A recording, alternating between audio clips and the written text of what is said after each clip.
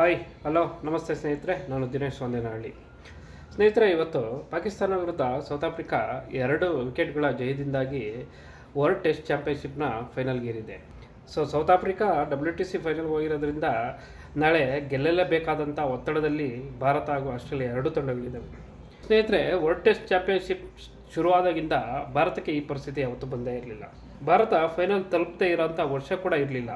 ಆದರೆ ಈ ವರ್ಷ ಆ ಪರಿಸ್ಥಿತಿ ಇಲ್ಲ ಸ್ನೇಹಿತರೆ. ಆಸ್ಟ್ರೇಲಿಯಾ ಕೂಡ WTC ಫೈನಲ್ ರೈಸ್ನಲ್ಲಿರೋದ್ರಿಂದ ನಾಳಿನ ಗೆಲುವು ಭಾರತಕ್ಕೆ ಅಷ್ಟು ಈಸಿ ಏನಿಲ್ಲ. 4ನೇ ದಿನದ ಅಂತ್ಯಕ್ಕೆ ಆಸ್ಟ್ರೇಲಿಯಾ 330 ರನ್ಗಳ ಲೀಡ್ನಲ್ಲಿದ್ದು ನಾಳೆ ಕೂಡ ಬ್ಯಾಟಿಂಗ್ ಕಾಯ್ದಿರಿಸಿಕೊಂಡಿದೆ. ನಾಳಿನ ಮೊದಲ ಅವಧಿ 2 ತಂಡಗಳಿಗೆ ಬಹಳ ಕ್ರೂಷಲ್ ಅಂತಲೇ ಹೇಳ್ಬೋದು. ಆಸ್ಟ್ರೇಲಿಯಾ ತಂಡ ತನ್ನ ಖಾತೆಗೆ ಇನ್ನೆಷ್ಟು ರನ್ಗಳನ್ನ ಸೇರಿಸುತ್ತಾ ಕಾದು ನೋಡಬೇಕಾಗಿದೆ, ಅಥವಾ ಭಾರತ ಅದೆಷ್ಟು ಬೇಗ ಆಲ್ಔಟ್ ಮಾಡಿ ಬ್ಯಾಟಿಂಗಿಗೆ ಬರುತ್ತೆ ಅನ್ನೋದು ಕಾದು ನೋಡಬೇಕಾಗಿದೆ. ಇನ್ನು ಮೆಲ್ಬೋರ್ನಲ್ಲಿ ರನ್ ಬಗ್ಗೆ ಹೇಳೋದಾದರೆ 4ನೇ ಇನ್ನಿಂಗ್ಸ್ನಲ್ಲಿ ಯಶಸ್ವಿಯಾಗಿ 300 ರನ್ಗಳ ಚೇಸ್ ಮಾಡಿರುವಂಥ ಇತಿಹಾಸ ಖಂಡಿತ ಇದೆ.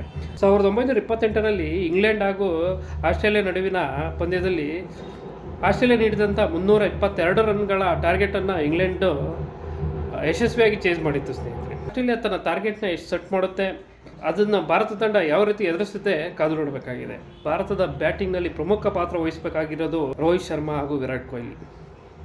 ತಮ್ಮ ಅನುಭವವನ್ನೆಲ್ಲ ಧಾರೆ ಎರೆದು ನಾಳೆ ಆಡಲೇಬೇಕಾದ ಒತ್ತಡದಲ್ಲಿ ಇವರಿಬ್ಬರು ಇದ್ದಾರೆ. ಪ್ರತಿಯೊಬ್ಬ ಭಾರತೀಯ ಬ್ಯಾಟ್ಸ್ಮನ್ ಕೂಡ ತನ್ನ ಜವಾಬ್ದಾರಿಯನ್ನು ಅರಿತು ಬ್ಯಾಟಿಂಗ್ ಮಾಡಲು ಸಾಧ್ಯವಾದರೆ ಮಾತ್ರ ನಾವು WTC ಫೈನಲ್ನ ರೇಸ್ನಲ್ಲಿ